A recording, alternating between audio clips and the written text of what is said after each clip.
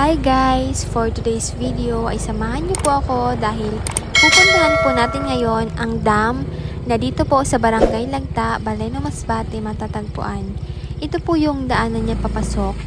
Mga 2 to 3 minutes simula sa labasan ay mararating nyo na ang dam. At ayan guys, malapit na nga kami. Okay naman po ang daanan, hindi naman rough road kaya kayang-kaya ng mga motorsiklo nyo. Ngayon lang naman nga ako nakapunta dito, siguro huling punta ko ay 2016 pa.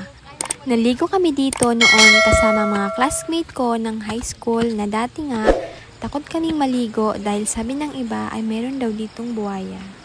Pero naligo pa din kami, kaso pinauna namin pagligo ang aming mga kasama.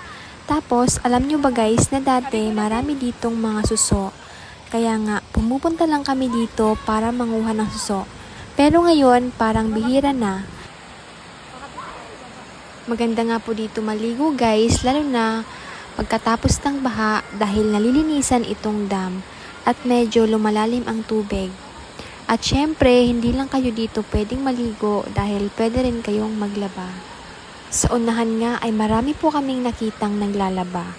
At dito naman po sa baba ay may mga batang naliligo. Pwede po kayong tumalon dahil medyo malalim ang tubig at dapat marunong po talaga kayong lumangoy.